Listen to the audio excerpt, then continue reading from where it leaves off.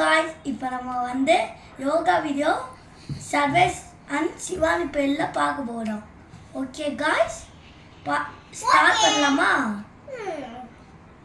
ஓம்